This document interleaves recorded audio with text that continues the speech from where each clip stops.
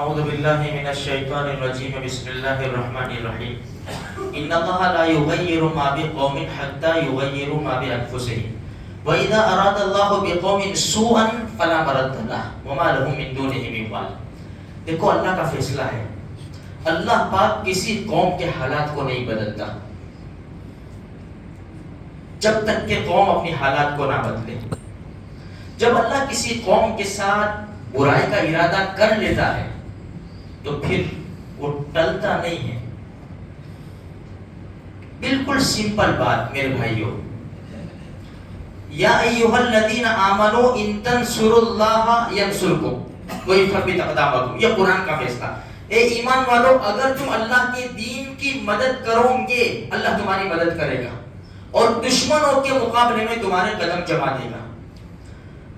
ہمارے حالات ٹھیک ہوں گے، حکمران اچھے آئیں گے۔ اگر سخت حکمران آئے نا، ہمارے حالات درست ہے، ہم شریعت کے اوپر چل رہے، سخت سے سخت بادشاہ کا دل اللہ پاک نرم کر دے گا۔ نرم بادشاہ آیا، ہمارے حالات بگڑے ہوئے ہیں، شریعت سے ہٹ کر چل رہے، تو نرم بادشاہوں کے دل سخت ہو جائیں گے اور ہمارے خلاف ان کا رویہ اچھا نہیں رہے گا۔ عراق،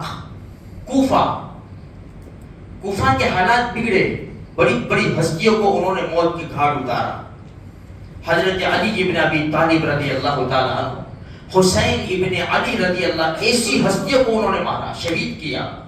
حالات بڑھ گئے، یہاں تک علماء سے سنا ہے کہ جمعہ کے خطبے میں بیٹھتے تھے نا یہ لوگ، تو منبر کے اوپر جب امام خطبہ دے، ادھر دیکھے تو ادھر سے کنکر مارے، ادھر دیکھے تو ادھر سے کنکر مارے۔ عمرو ابن عاص رضی اللہ تعالیٰ عنہ جیسی ہستی، ان کی شکایت کی کوفہ والوں نے فاروق اعظم کی عدالت میں کہ نماز برابر نہیں پڑھاتے۔ دیکھو تو صحیح، عمرو ابن عاص رضی اللہ تعالیٰ عنہ جیسی ہستی۔ جب حالات بگڑے کوفہ کے تو مروان نے سوچا کس کو بھیجوں، عبد الملک بن مروان، کس کو بھیجوں؟ حجاج ابن یوسف کو چنا اور کوفہ کا گورنر بنا کر راتوں رات بھیجا۔ 12 سوار لے کر آیا تھا، 12 سوار۔ اس وقت کوفہ کی بستی 1 لاکھ سے زیادہ تھی، 1 لاکھ سے زیادہ تھی۔ رات کو آیا، دوسرے دن جمعہ تھا یا خطبہ اس نے دیا، نیا گورنر آیا، خبر نہیں تھی کون ہے، پوری مسجد بھر گئی۔ گورنر کے انتظار میں اچانک صفوں کو چیرتا ہوا ایک آدمی اس حالت میں آیا کہ صافہ بندھا ہوا ہے اور صافے کے پلے سے منہ چھپایا ہے، گردن میں تلوار لٹک رہی ہے اور کندھے کے اوپر تیر بھرائے ہوئے ہیں۔ اس حالت میں آ کر منبر کے اوپر کھڑا ہو گیا، خاموش، کچھ نہیں بولا۔ حجاج بن یوسف تھوڑی دیر کے لیے خاموش ہو گیا، تو میں نام بھول گیا اس آدمی کا۔ اس نے کنکر اٹھایا اور مارنے کی کوشش کی، پڑوس والے نے کہا ٹھہر جا، رک جا۔ جب تھوڑا سا لمحے گزر گئے، کچھ نہیں بولا حجاج، تو شور ہونے لگا، بنو امیہ کا ناس ہو، ایسے گونگے گورنر کو بھیجا ہے۔ تو جو صافے کا پلہ تھا نا اپنے چہرے سے ہٹایا، خطاب میں بڑا ہوشیار ہوں، بڑا تجربہ کار ہوں، جو کہتا ہوں کرتا ہوں۔ حجاج ابن یوسف یہ خطبہ دے رہا ہے، جو کہتا ہوں کرتا ہوں، تمہارے سروں کی کھیتیاں پک گئی ہے، اب کاٹنے کا وقت آیا ہے۔ مجھے معلوم ہے دن رات اللہ کی نعمتیں تمہارے اوپر نچھاور ہوتی ہے، تم اس کو استعمال کرتے ہو اور اللہ کی نافرمانی کرتے ہو۔ بادشاہ نے، خلیفہ نے اپنے تیر نکالے اور سب سے مضبوط لکڑی کو چنا میری شکل میں اور مجھے یہاں بھیجا ہے۔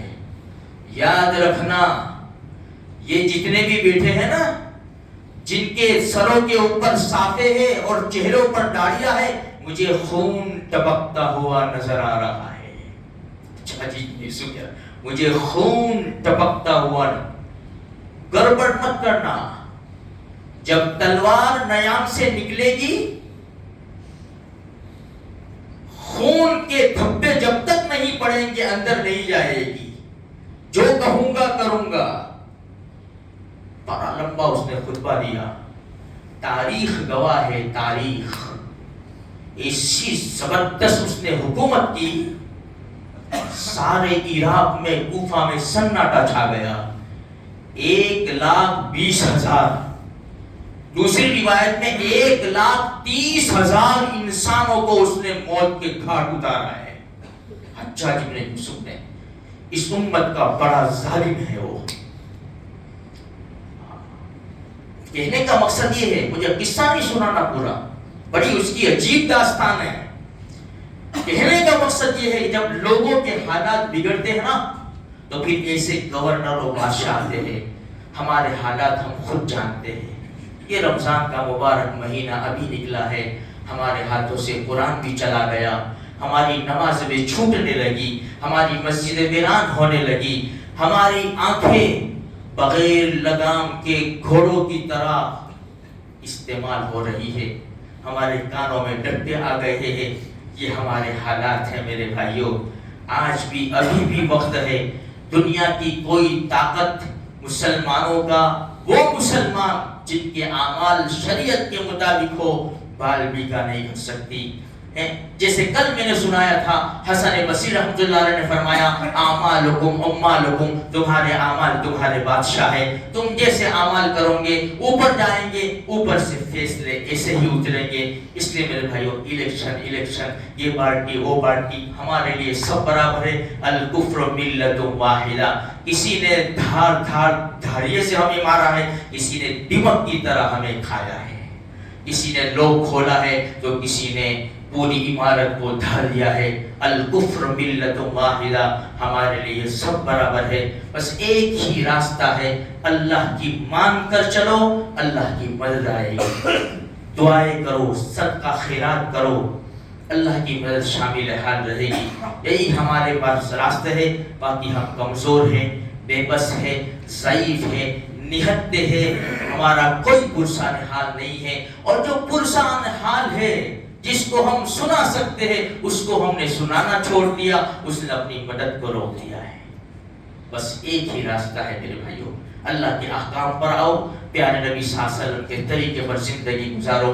اللہ کو راضی کریں گے, اللہ پاک ہمیں راضی فرمائے گا. اللہ مجھے آپ کو سارے مسلمانوں کو محفوظ رکھے.